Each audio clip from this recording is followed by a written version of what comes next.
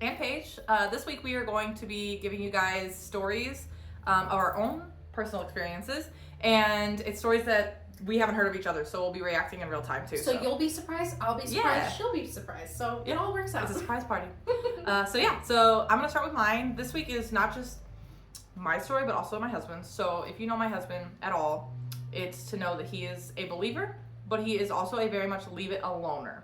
Like, it can exist in peace over there. He doesn't go looking for it. He doesn't do investigations, anything like that. He believes that it's all real. He's just minds his own business. Okay.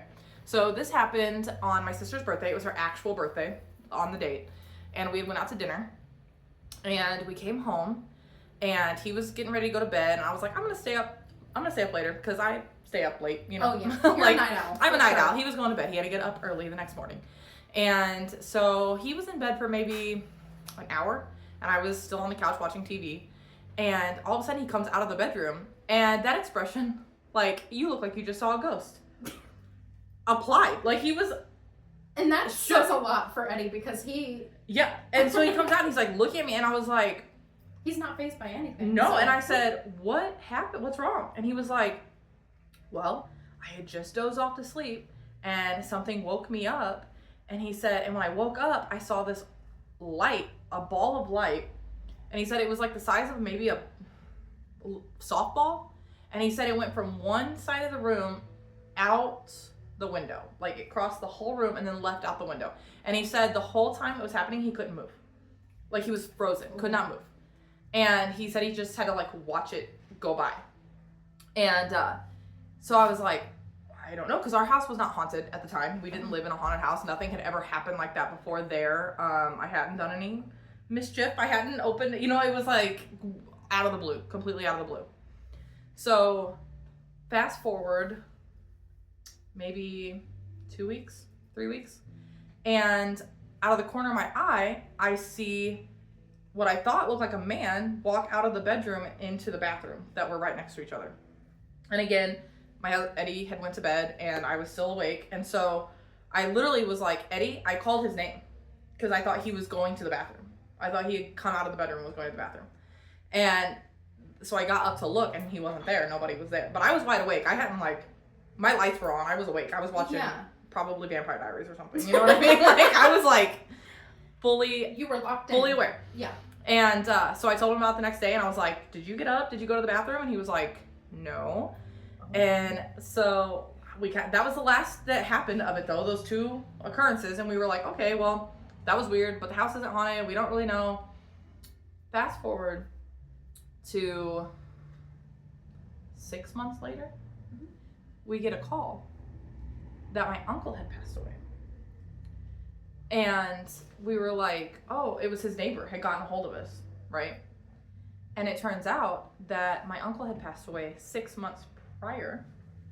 So he was on my sister's birthday. He passed away on my sister's birthday at the same time that Eddie had seen. Now, my uncle lived in that house as a kid. Oh, that's it was my uncle's house. Though, yeah, because he was like, yeah, and I really truly do think he was just like in my head, I was like, oh, you know, when you like see your life flash before your eyes, like when you're like, maybe it was just a stop. You know what I mean? Like he was just passing through, like seeing his life and like where he grew up and stuff. But and I'll have to tell that whole story at some point, because not knowing that my uncle was dead for 6 months, it sounds wild, but there was it was a whole thing. But yeah, I mean, that's a whole other story time. So if you're here for family drama. But you're here for tea time. Right. But he had passed away on my sister's birthday that night. Wow. At the same time and we didn't even, like, when I had heard that he passed away, I was like, oh, and then, like, then we got to talking, and it was like... and you're like, wait, thanks for winding up. Oh my God. And so I think that my uncle was just stopping by, bidding farewell. Yeah, it was wild. And like I said, my husband's not one to ever... If he tells you he sees a ghost, he's seen a ghost. You know what I mean? Absolutely. Like, yeah. So yeah, that's my... He's not really a searcher. He's the one that would live during a horror film. Mm-hmm. We wouldn't, you know. Like, exactly. We would just be we like, are not what's final that girls. noise? We are not final girls. The only reason Eddie would die is trying to save our asses. You know what I mean? Yeah, we would bring him We're down. a hot mess. But yeah, that's my this week's little ghost story. What do you got? Yeah, so my house that I'm currently renting, me and my husband are renting this house that's, we didn't think it was haunted until we moved into it, you know. They never disclose. But it's not a bad haunting except for in the basement, but that's a whole nother story. The Tune in basement, next week. Yeah, the basement. For my family drama and Not her good- basement drama. Not good vibes. But upstairs, there is a ghost we now call George. But I was getting my library together, my personal library. If you know me, I'm a book talker, so I have a lot of books, and I need a whole room for them. It's a lot. Yeah, it's excessive. Mm-hmm. But there's a whole library room. My husband said, "Hey, you can have a whole library room. Cool." And I was like, "Yeah, cool." And I'm like getting my stuff together. There's stuff all over the floor, mind you. Piles of books. I got one shelf real nice, you know? Like, I was like, oh, this is all I'm doing today. You know what I mean? Organizing my books. This is great. But there's stuff all over the floor, scattered. And then I hear knocking. So we have heard knocking previously, and it's walls inside the house. And it's like excessive, like hard knocking. I'm talking like The Conjuring, when a ghost, like a demon comes up to the door type of knocking. You said, calm down, girl. Yes. And it wasn't the side of the house or anything, because we were thinking, oh, maybe it's the sides of the house, like something gets in the siding, right, and like an animal's in there. Yeah. But no, it was not. It's between the walls of the house. So like there's insulation and stuff. And it's loud. I mean, I have a video. So that's she brought show and tell. Yes. I have I was a not video. So It looks like a hot mess in there, so I'm just gonna preface this by do not judge me. It it looks rough. It looks all that crap on the floor. But anyways, it's insane how loud the knocking is. I haven't heard this and I'm excited. 1 second. And I'm showing my hand to prove I'm not knocking.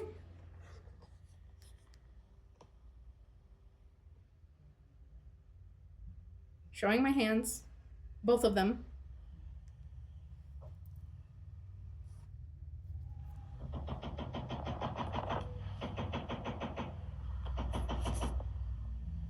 Girl, that sounds like it's insane. And a woodpecker in your house. I know. That's what we thought That's at first, but it's literally in between the like walls to each room. That's a horror story. You know what I mean? That's Yeah. a horror movie. And sometimes it would Between happen the in the walls. hallway.